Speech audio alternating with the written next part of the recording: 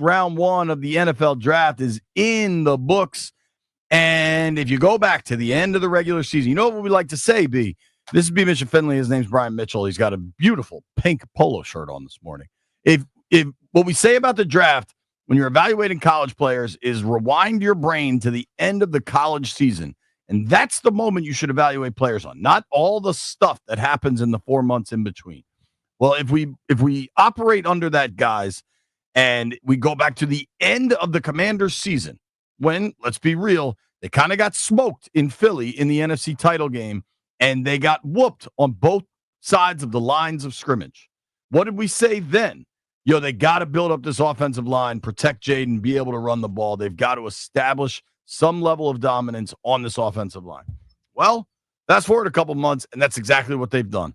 Last night, the draft pick of Josh Conerly, I think there is a lot to like about this young man. Start with just he's incredibly young. He's 21 years old, incredibly athletic. Whatever kind of advanced offensive line metrics you believe in, they're going to pop with Conerly. He said all the right things. We got to talk to him last night. Adam Peters made crystal clear that this was an organizational pick, top to bottom. They had him clearly the top player available on their draft board. I heard last night that there was real concern when the Niners took my guy Michael Williams at 11, that the number 2 guy for San Fran right there was Conerly at 11. Mm-hmm. Like they were concerned throughout this process. Yeah, Adam said he was concerned that I think also the Cardinals, he was concerned about them as far going to get him as well. But Cardinals, the Rams, he was happy the Rams traded out. If we really look at this thing and you really understand how teams are built, you don't have to wait till the NFC Championship game. You saw when one person got nicked up, how the production went down. And ultimately, when you get you a quarterback of Jaden's ilk, the next thing is to protect that damn asset. And I think you go do that. And he mentioned last night, we've been talking about, I talk about the Cowboys line from back in the past, talk about the Eagles line now. What a lot of people are doing, get the best 5 people on the field. And they believe Conerly can play all 5 positions. So if you go outside right, you go right tackle with him, you give yourself a great chance to have a Coleman in the inside now, right? You get Cosme back. You got you a hell of a nucleus of offensive line now. Sure. I think if you're projecting, I think the only thing Peter said last night, to be crystal clear, he's like, LT's the LT. Laramie Tunsil's going to be our left tackle. Yeah, that's what I'm saying. He can play the right tackle. He's like a legit alpha you brought in that has done it at a really high level for a long time. And so I think it's pretty clear he's going to be your left tackle. To me, I think Conerly's your right tackle. The competition that was going to exist between Coleman and Wiley now probably exists to play right guard. Wiley's played all over. Allegretti's played all over. Mm-hmm. Biotish is going to be your center, and it allows Cosme to work his way back at a reasonable, there's no urgency for Cosme to get back. And then fast forward to Halloween and say your offensive line is Tunsil. Maybe it remains Allegretti. Maybe Coleman's able to push for that spot. Biotish, Cosme, Conerly. Dude, at the end of the season, everybody wanted to protect Jaden. Now they've absolutely invested on their offensive line. And I think folks should be honestly really fired up about the pick. If you wanted something sexy there, if you're one of these people that says you always got to get more weapons, that's cool. But think about what this offense did last season with, I think they've upgraded the weapons by bringing Debo in. And now you've got what should be a significantly better offensive line. I think it helps tremendously. I think it's the right way to build a team. And, dude, I think it's important, seriously, for teams, these scouts and front office people, director of college scout, like all these guys, they work years, months, 20 hours a day. They drive. I remember years ago, Doug Williams had a quote about man, all these dudes do is drive around and eat fast food cheeseburgers. Like, you got to reward them. So this scouting life is hard, and they're believing in their scouts. When Peters last night talked about it was an across the building pick, I completely believe him because you could feel the palpable excitement with dudes walking around. I know you were in there. Yeah, I mean, he said he left. He was out of his office. I think he was outside on the phone when Cliff left him the note. And he said, draft the left tackle from Oregon. He also talked about they began to hone on this thing like a month and a half ago. They kind of felt if that guy could be there, they definitely wanted him. And as we said yesterday prior to the draft, okay, they had put themselves in a position to where they can do what they wanted to do. My mic fell off at that point. You know, they can go where they wanted to go. It wasn't a situation where they had to go here, there, or whatever. You know, we get a lot of fans who they get their mindset on a position. No, this man is building a football team. And the best way to build a team or offense, have good offensive line. Right. Best way to build a defense side, get a good defensive line. Well, it's funny because everybody talks about Philly. You got to be able to compete with Philly. This is how you compete with Philly. Yeah. I mean, when you know that it's going to be when you're picking top 10 all the time, you get so accustomed to skill position. But you've heard me say it over and over again. You win with the big boys, your engine and your transmission. You know, as Doc and Fred Smoot said, the people that smell like bacon. That's who you win with. And when you're always getting your ass kicked, you're always picking, so you got to go with the sexy pick. Right. Right now, it's not about sexy no more.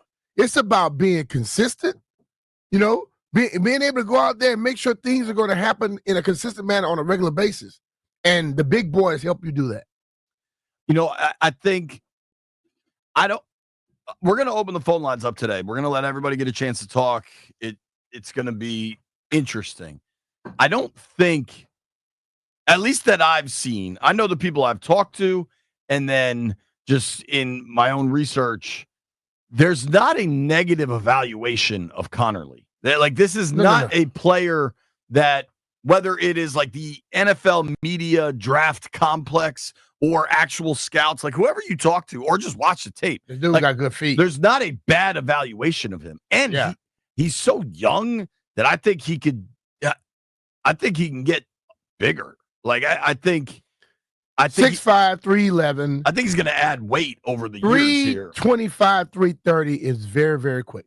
Dude, and if you think about, so last night when the pick happened, I had to go outside to do a TV hit. And so when I came back in, some of the coaches had left the war room because the pick was done. They were going to use the bathroom, whatever. And I just happened to see Kingsbury in the hallway as I was walking into the auditorium. He was fired up. Yeah. He was kind of jumping in the air, fist bumping. Now, all the guys were, and they probably would have been for whoever they took. But this, to me, seems like a perfect fit for Kingsbury's offense. His 10-yard split, I believe, was the best of any tackle prospect at the combine. What I care about for tackles is not how well they run the 40, but how well they run the 10, especially if I'm Kingsbury and I run so much action at the line of scrimmage, so much misdirection, and more with the league busting down on ineligible downfield. You need a guy that can stay at the line till the ball is released and then you're going. Yeah. That's what this dude could do. The dude has, you know, we always talk about Trent Williams' feet and the way he moves. Totally. He ain't Trent, but he has that type of ability, you know, and when you see something like that, it says a lot. You know, I've always looked at the offensive linemen, you know, when you're watching them, everybody just see how big they are. Nah, you see how can they move around? Can they be like a ballet person out there? Because I'm gonna tell you, Jim Lachey was the best I've ever seen. Trent comes in, unbelievable. Those guys can be twinkle toes in a position where it's nothing but brute sport. Sure. I mean, brute strength going on. And that's the way Conerly works. You know, and they were looking at him at the 6'5", 311. Can he gain some weight? Yes. You know, I rolled in this thing. I was 5'10", 195 pounds. The first year I played at 203. That's 8 pounds on my frame. Right. 6'5" frame. He could put 15 more pounds. I'm talking about from getting drafted to the first game, 8 pounds I gained. You think he can't gain 15 by then? Right. And this is the thing about it. Chad's going to make sure he gained it the right way. Oh, dude. It's not going to be gaining just blubber. It's going to be him gaining that with muscle and getting stronger. So those things, this could be something good, man. I like what they're doing. They increased size on offense and the defensive line already. He's 21. Yeah. He's going to add weight. Yeah. Anybody been 21? Now, you can add it the wrong way or the right way, but you're going to add weight. I have zero concerns about, like, if you look at his profile from NFL.com, like his combine profile, the one question was, like, needs to add strength. I think that's going to come. He's 21 years old. Everybody that comes out of college needs to add strength to come into the NFL. Dude, last year at Oregon, you know how many games he's missed in the last 2 years at Oregon? None. 0. But see, Jay, it's like, and I use a lot of my stuff. And Oregon is big boy football, too. Oregon is big boy. Like, Oregon is big boy football, and Oregon is, I don't care how big you are, they're normally in shape. I told you I walked to that airport, man. I never saw so many in shape people in my damn life. But I like to use my little stuff coming in because it gives you an idea of what can happen. In college, I squatted 615 pounds. I bench pressed 435. I power clean 385. You know what I had to do when I got to the league?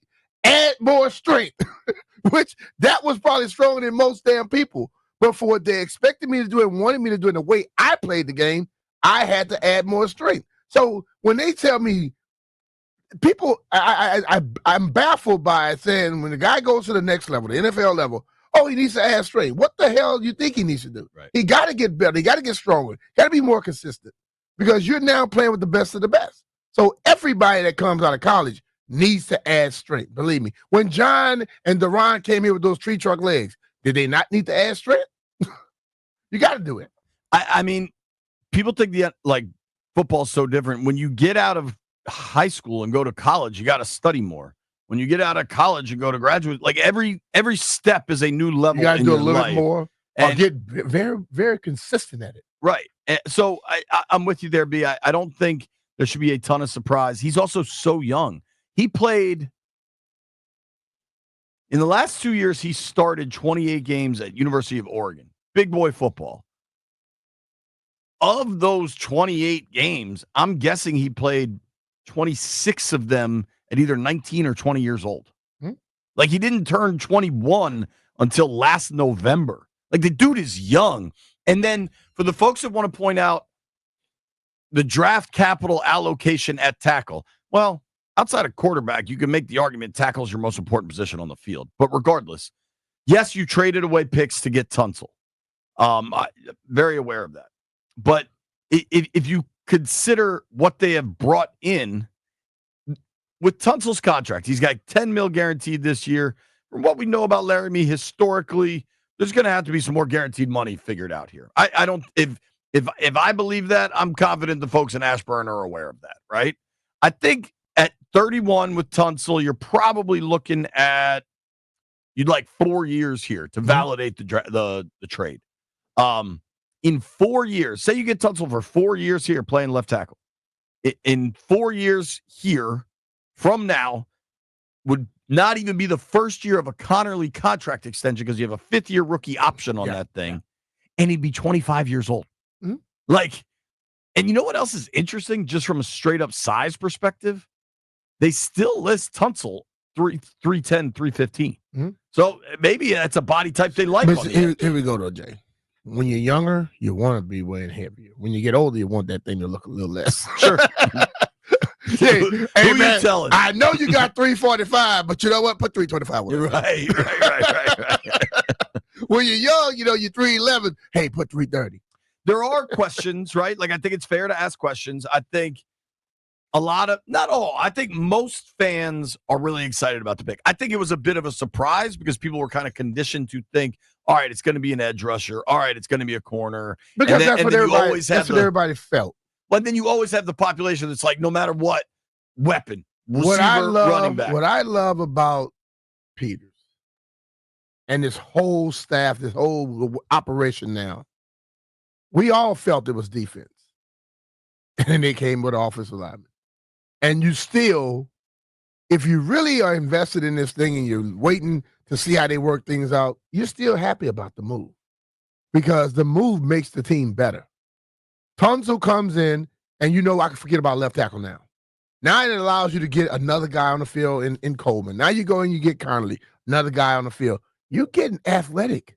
You're getting younger, athletic, and you're getting better. You're also gaining depth on your football team. So that improved the whole. Whenever the offensive line improved, guess what else improved? The actual production of the offense. Jaden now doesn't like. What makes Philly so good all these years? We got they got Jaden. a lot of good pieces. Don't get me wrong. We got Jaden. Jaden is magnificent, but he can't do it all by himself. And now, if you could block 1-on-1 with your offensive lineman, and then you get the other 5 people releasing out the backfield, you know who becomes even more dangerous? Number 5.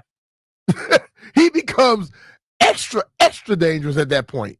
And if you have to be concerned about him, then you're leaving somebody else 1-on-1. And I think when any receiver sees 1-on-1, I don't care who you are, running back, tight end, or receiver, when you see 1-on-1, you should be smiling from ear to ear. Absolutely. I think there's a lot for us to discuss. Not getting an edge, people are concerned. I would wait for any concern. Didn't they say from 5 to 70 are the same people? Right. You can still get an edge. He talked about the depth of edge rusher in this draft. I think all concerns should be delayed until Saturday night. Let's see exactly what happens.